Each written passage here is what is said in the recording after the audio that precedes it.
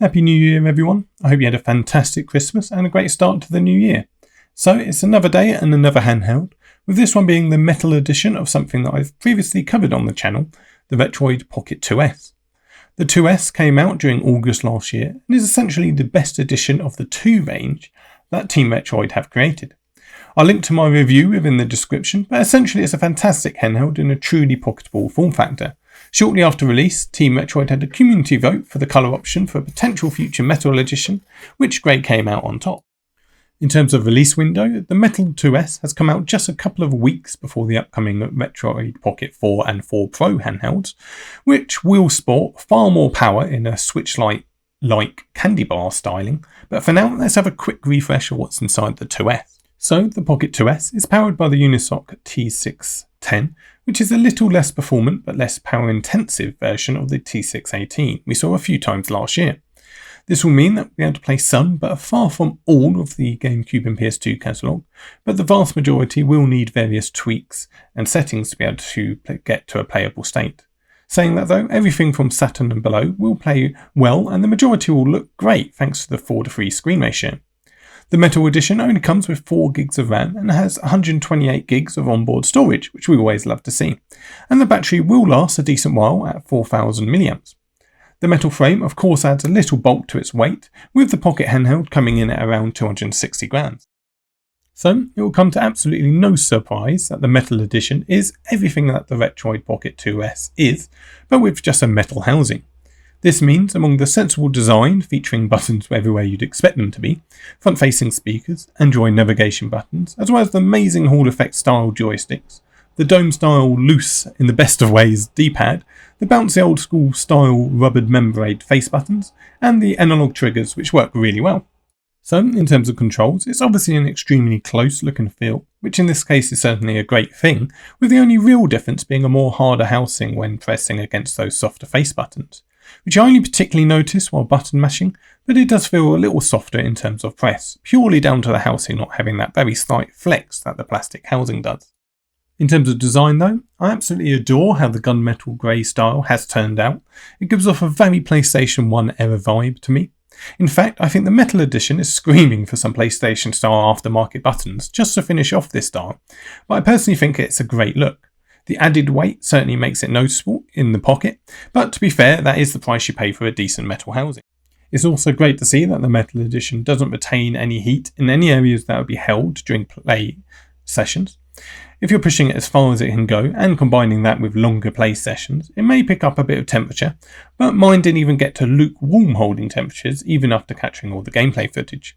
Speaking of which, I'll cut to that now and summarise back up at the end.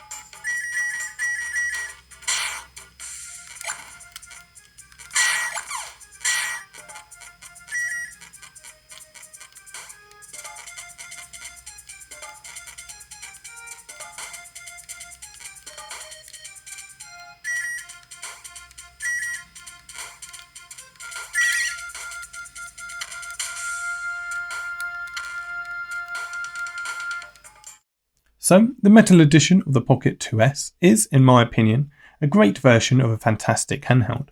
Its release window does make it feel like an awkward recommendation though, as if you're looking for more power and a bigger screen while still retaining a relatively small form factor, I'd certainly just suggest just to wait until the Retroid Pocket 4 or 4 Pro come to release this month, and of course the Odin 2 is the current Android champ overall. But if you're looking for a small pocketable form factor, then the Pocket 2S is still a great option. It will just be up to you as to whether or not the metal edition is worth the premium. That's it for now though, thanks so much for watching.